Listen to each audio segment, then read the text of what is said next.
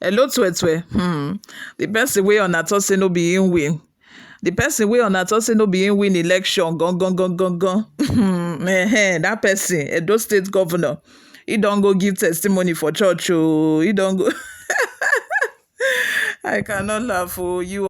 Just last week, during the Christmas festivities, Monday Okpebholo went to visit Akpabio at his hometown, where Akpabio said that it was God Almighty, in His infinite mercy, that allowed Monday Okpebholo to win the election in Edo State. And some of you were like saying, it's not true, it's not God that made him win, this and that. The same person don't go give testimony. He has given testimony to God, thanking God for making him to win the election. Now that he has given testimony in church, what do you all think? Do you still think that it's not God? Or do you think that it is God? Which one is it? Is it God or devil? Who made him win this election? Let me know in the comment section. Before we delve right into the details of today's news, if this is your first time here, or you have not subscribed to this channel, what are you doing? Please go to the subscribe button and click on it. Also subscribe to all other, social media pages that we have. We're on Instagram, we're on Facebook, we're on Twitter, and subscribe to us here as well. Lastly, please leave your opinions in the comments section. Don't forget to also like this video so that it gets recommended to other YouTube viewers all around the world as well. Nigerians on X have been actively discussing Edo State Governor Monday Okpebholo's visit to Pastor Jerry Eze's church on Sunday, January 5. During the service, Governor Okpebholo testified about his unexpected rise to governorship, attributing it to divine intervention. He mentioned that during his campaign, despite concerns about the election's outcome, he found solace in the church's slogan, "What God cannot do does not exist." However, some ex-users have criticized Pastor Eze for allowing the governor to share his testimony. They argue that given allegations of electoral malpractice in the September 2024 governorship election, the cleric should have refrained from granting the governor a platform. I do not think so. Not at all. I do not think so. Whether he won through legitimate means or not, I do not think so.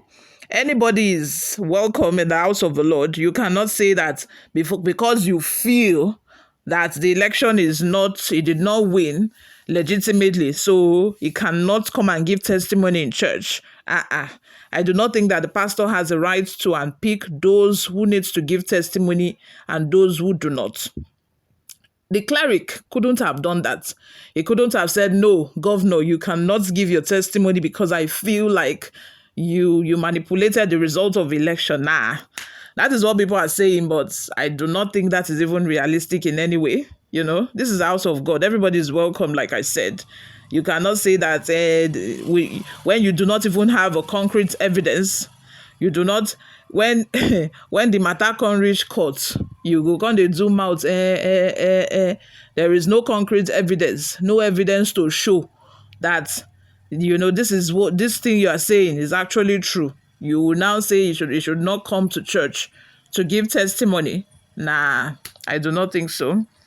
One user commented, Pastor Jerry Eze faces backlash as governor of Edo State. Monday Okpebholo delivers a moving testimony during his church service. Another person remarked, Pastor Jerry Eze and his church are praising God with a politician that openly rigged an election in Edo State. Whatever happened to men of God? You people are just expecting what is not possible from the pastor. In this situation, I do not blame the pastor. Of course, what God cannot do really does not exist. Abi? What God cannot do does not exist. I do not even blame the pastor. I do not blame Pastor Jerry Eze in any way. He did not do wrong for allowing the governor to come and share testimony. God does not support malpractice, of course. God does not support rigging of election, of course. But leave him to God. Leave him to God. Let God be the judge of that. He as a pastor cannot say, "Oh, okay, because you rigged the election, you cannot give testimony." Nah, that is not just done. That is not done. It is not. Ismail says, if God you call in the church use eligible voters to vote for you, God will help you. But if INEC, security agents, gave you victory, God will give you the person voted for. If you bribe judiciary to give you victory, danger awaits you. Just be sincere. Anita Brown says, I worked tirelessly for your victory. At the end, you abandoned me. All the appointments are being given to the rich politician children. Eh? Sorry, Anita Brown. Obina says, there is nothing wrong for a governor to give testimony and thanksgiving in church for God helping him to be a governor. Mind you, if God did not approve it, it cannot happen. It's by God's making for Monday to be a governor. He did well. Do they want him to go and thank devil for helping him to be governor? It can't work. His enemies and opposition will still criticize him if he do otherwise. It's not easy for Monday to become a senator. 1 year after he became a governor, it's a miracle. David Osarobo says, I don't know why our spiritual leaders, pastors, are allowing politicians to use them. If Christ was alive today, will he give his platform to these criminals? I wonder how we lost it as Christians. Emeka says, does Pastor Eze care about what happened in Edo State election? It's spiritual bodies that care. Organizational churches are indifferent to wrong and right.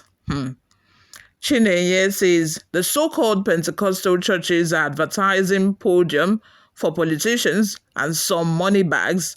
Nobody gives you such opportunity in well-organized church. Like the Catholic, your testimony should be in your society, in the church, and not during Mass. No time to be given, no time for such frivolities. You all, what are your thoughts and opinions? Let us have them in the comments section below. Do you think that Pastor Eze was right to have allowed Monday Okpebholo to give his testimony in church?